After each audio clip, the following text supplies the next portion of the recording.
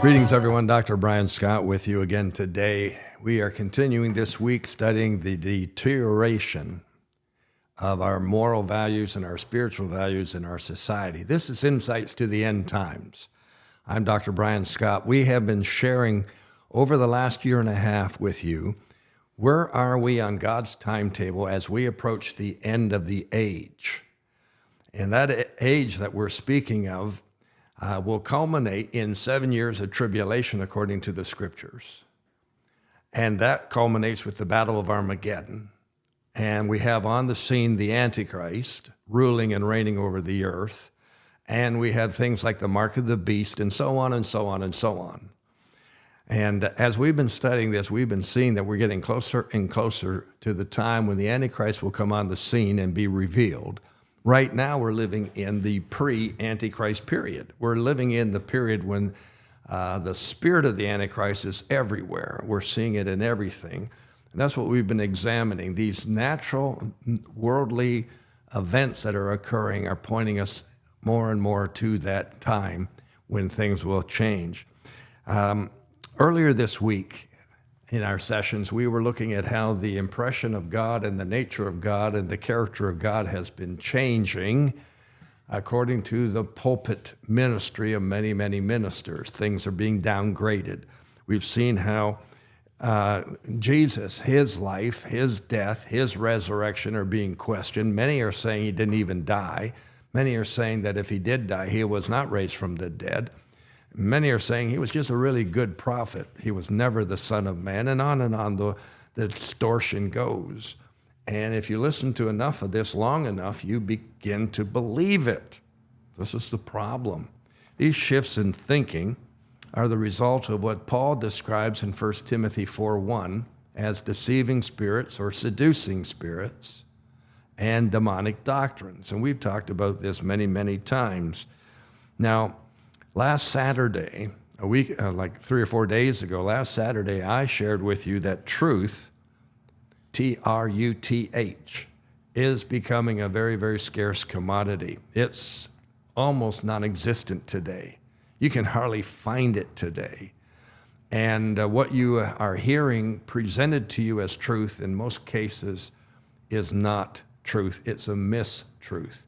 Now, during the recent pandemic, if you did not agree with the material being presented to you, no matter what you said or how you said it, it was labeled as a mistruth, as a misrepresentation, as a, it was ignored. So we were forced into one train of thought and one train of thought only. Well, maybe you agreed with that, maybe you didn't. But you didn't have the right to question anything is what I'm getting at. What I want to share with you today is how we're seeing a change occur in our language. We're seeing a change occur in the way it's presented to us. We're seeing terms that we've never seen before. And there's a reason for that. It's a strategic plan that the Antichrist spirit has brought into the land today, which you may or may not recognize. But let me share some thoughts with you. Words, the meaning of words has changed. In many cases, it's changed. For instance, in criminal terms, this is where a lot of change has occurred. A juvenile delinquent, most of us would recognize that term and recognize what it means, but today that's not the term used. Now the term used is a young person impacted by the justice system. Isn't that a nice term? A person who's an offender, that's another term that goes back in our historical records, like the term I was raised with was offender. But now it's a justice-involved person. We want to soften the blow. We don't want to hurt the person's feelings. We want to present them in the right light. We don't want to discriminate against them. Da-da, da-da, da-da. Oh, my gracious. A convict is someone who's been convicted of a crime and is likely going to go behind prison walls to serve time. But we don't call them a convict anymore. We don't want to hurt their feelings. So we call them a currently incarcerated person. Wow. A parolee is someone who's been released from prison and still has to report in on an ongoing basis. But that really labels them. So we don't want to do that. We call them a person under supervision. And on it goes. These name changes are to reveal or present these situations in a more positive, uplifting light, as opposed to the fact that they are related to criminal activities. And you know the end result? Since we have begun using these new terms in some of the American cities, as a for instance, the crime rates have just gone through the roof. Now we notice here, I'm in Ontario, Canada, and we notice here that we've had more crime in the last couple of years than we have had in previous years combined.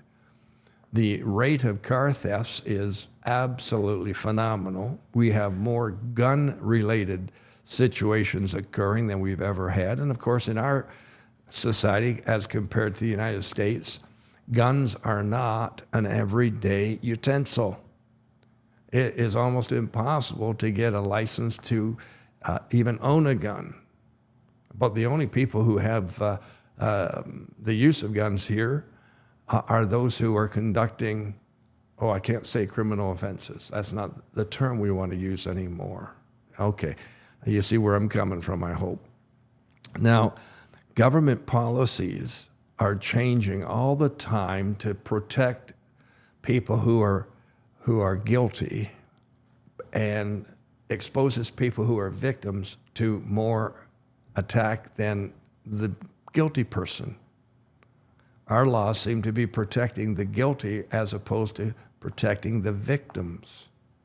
It's unbelievable. So these names are changing all the time. Wow. It's amazing. Let me give you a personal illustration for just a moment as we close this session. I attended university in the 1970s. And as we come into 2024, I will be celebrating my 50th year, my 50th anniversary of graduating from the Honors Business Administration program at the local university.